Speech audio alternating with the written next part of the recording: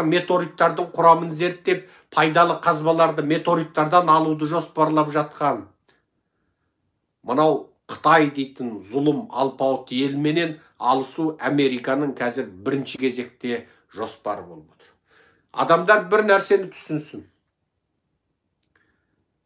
Енді осы Қытай бір күнде тасталқан болған жағдайда, мейлі іштен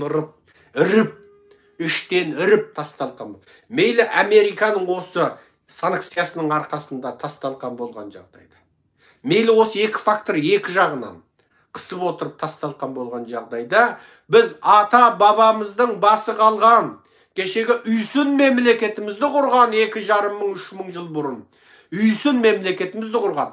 Қытайдың өзі шпион Жаң Чанды жіберіп, үйсіндердің қанша атты әскері бар, мемлекеттік құрылымы қалай деп 10 жылға шпионын жіберіп бізді зерттеген.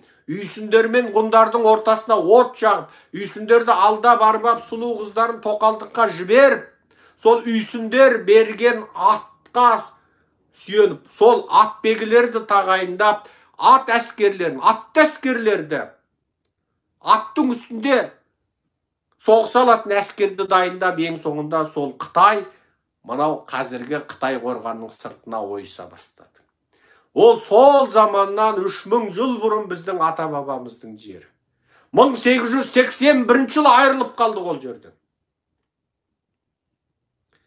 Енді қараңыздар. Сол бір заман келгелі тұр. Мына халықаралық геосаяси жағдайдан қарасаңыздар, сол бір заман келгелі тұр. Ол әсілі 49 жылдың ар жақ бер жағында келетін еді. Өкініштісі, ол кезде Американың демократтары әлсіздік, солқылдақтық жасады. Атомы жоқ Орысқа бүкіл Шығыс Еуропаны беріп қарап отырды. Әбден қарызға батқан, титықтаған, байпаққа дейін Америкадан қарыз қалып отырған, қолғапқа дейін, етікке дейін Америкадан қарыз қалып отырған, 180 миллиард доллар қарыз алып, әрең әскеріне қару, етік үлестіріп беріп отырған Совет одағына бүкіл Шығыс Еуропаны ұстатып қойды. Егер Америка сол кезде генерал Паттонның сөзін естігенде, Совет одағын тасталқан қылып жеңгенде, мүмкін бүгінгі Совет одағы республикалар сол заманда тәуелсіз болар еді.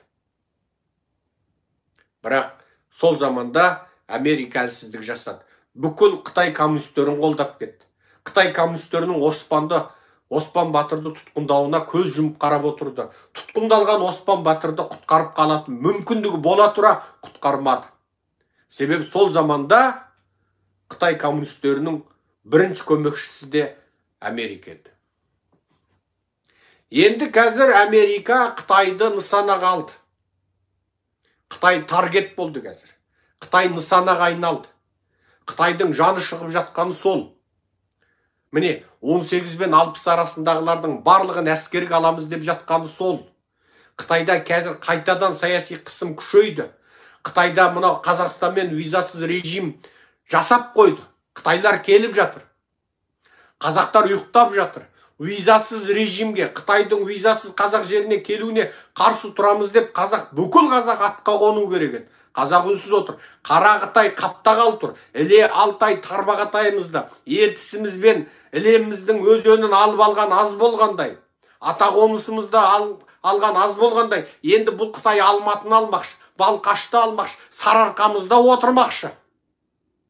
Ал қазақ ұйықтап жатыр.